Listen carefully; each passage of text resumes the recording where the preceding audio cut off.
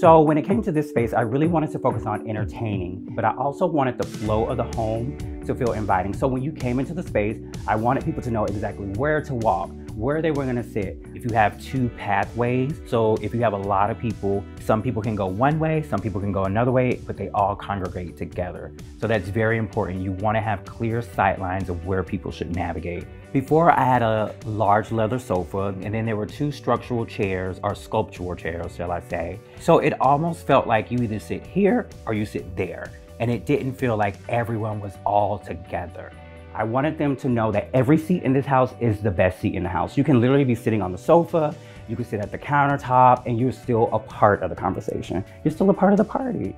I went with a Mario Bellini replica. It's low, it's bulbous, it's round. It feels like a lounge, and that's the feeling that I wanted to go for. And they're actually really, really comfortable. They are very low to the ground. So what I did, I actually partnered with my furniture maker, Samuel Gregg, and we made a platform for these just to raise it up about 3 inches because, you know, we are getting older. So something else that's really important for me in my space is that everything is modular and configurable.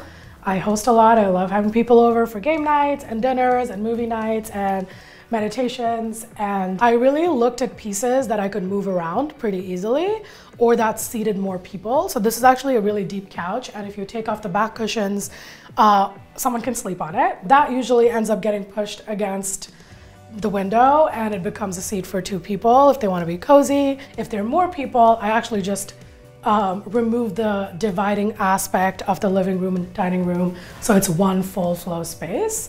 One way to do this was just to have furniture that was lighter to move around. So I bought the cheapest IKEA dining table, which was all wood, and then plastered and painted it into a look that I wanted. But the bench, I just move it out into the living room, push the table against this wall, serve food and snacks over here, and then this entire space opens up and just becomes like a free-flowing element for anyone who wants to be here.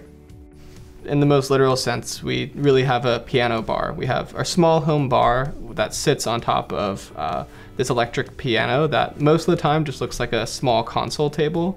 But if we have friends over and want to play music together, we can just open the keyboard and we have cocktails and music all together. This is the lounge area.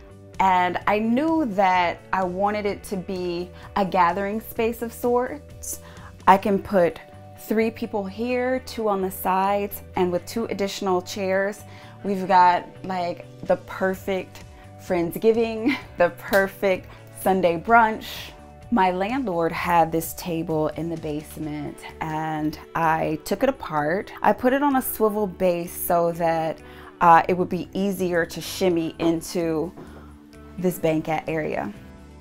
So outdoor, there's a living area, basically an outdoor living room. There's storage that houses plenty of candles and all of the things that you want, bug spray, all of the things that you want to have when you're outside to make life convenient outdoors. The addition of a picnic table so that many friends and family can gather in one space was very important to me. A lot of the details outside feel like what you'd find indoors, and that's what makes the entirety of this space feel so homey and cozy and relaxing for me and everyone that I'm able to invite to share my home.